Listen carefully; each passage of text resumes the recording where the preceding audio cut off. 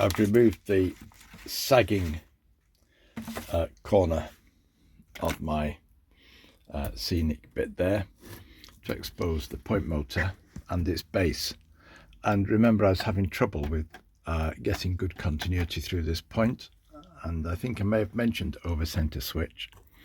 Well, I've taken the point base off, and the point base that was down there does not have the over center switch fitted, so that just slides easily in and out of there. So I'm going to replace it with this one. You can see a slight difference there, and that has the over center switch. So if I can handle this with one hand, that's, pull it out, can push it in gently, you hear it snapping. So if I lay the two side by side, you can see just a minor difference in terms of the lack of over center switch on that one. Okay, I'm hoping that if I get the positioning right, then that will improve the operation of that point. The over center switch has solved the problem. By over center switch, I mean it's got a spring in it so that it will either spring one way or spring back the other way. It's not just free to move, it flicks it one way or another. And that's in the base underneath that point motor there. I'll just demonstrate. I have to go to the other end where the control panel is for the points, and from here I can just reach the control panel to control the loco. I've had that loco on all three roads now, so it's going over there. Yep, it went over the point nicely. If I change the point back to the top road, bring it back now. See, it comes back on a different road. That changed effectively. Let's send it back again.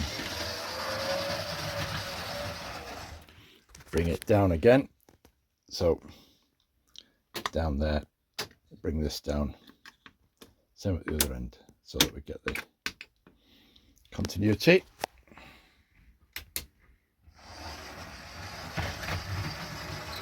And that brings it, sorry, I don't think I had the camera at the right angle.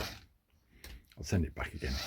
And that's in the nearest road of the fiddle yard. Okay, that's that bit done. The three-way point. I think the last time I worked on this, I split the boards.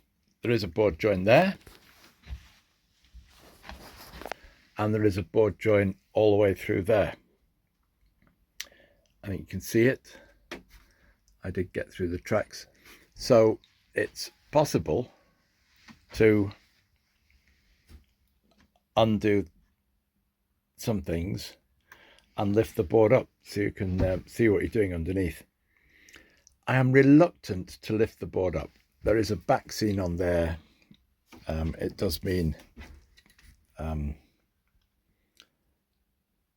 disconnecting some of this stuff. Oh no, that's the support. So the layout is resting on a framework, and this is part of the framework. So the boards are resting on this framework. So